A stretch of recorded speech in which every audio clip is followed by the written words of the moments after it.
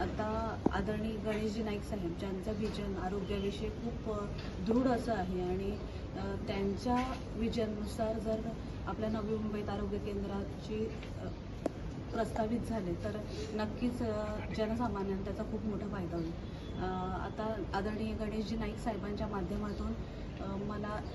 अशी कल्पना पुढे येते की डॅशबोर्ड एक बनवायचा। जसं की आपल्या नवी मुंबईमध्ये बरेचसे प्रायव्हेट हॉस्पिटल्स आहेत ज्यांना सिडकोकडून प्लॉट्स अलॉट झालेले आणि ज्यावेळी त्यांना ते अलॉट झाले तेव्हा त्यांच्याकडून ॲग्रीमेंट बनवून घेतला आणि त्या ॲग्रीमेंटमध्ये 10% कोटा हा लोअर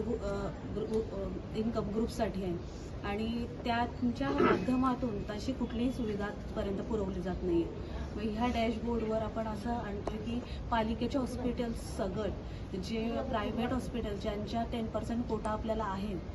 असे सगळे हॉस्पिटल्स त्या डॅशबोर्डवर येतील। मी उदाहरण देते जर आता म्हणजे रात्री अपरात्री एखाद्या महिलेला प्रसूतीसाठी आणलं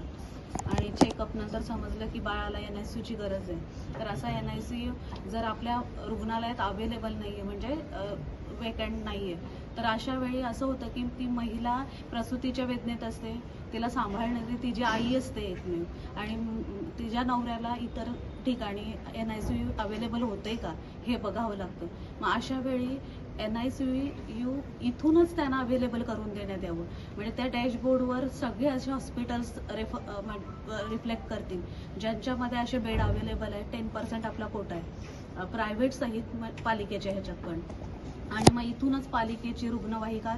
त्या पेशंटला त्वरित त्या NICU पर्यंत पोहोचवेल। असंच ICUच्या बाबतीत पण आहे म्हणजे ICU बेड अवेलेबल नसेल तर त्या डॅशबोर्डवर रिफ्लेक्ट करेल आणि इथल्या इथं त्यांना समजेल की कुठल्या हॉस्पिटलला जायचं आहे म्हणजे रात्री अपरात्री ह्या हॉस्पिटलमधून दुसऱ्या हॉस्पिटलमध्ये दुसरीमधून तिसरीकडे जाऊची आवश्यकता पडणार आणि रुग्णांचा गोंधळ होणार नाही आणि जास्त चांगली सर्व्हिस आपल्या पेशंटना मिळेल। आता तुम्ही रुग्णांच्या नातेवाईकांना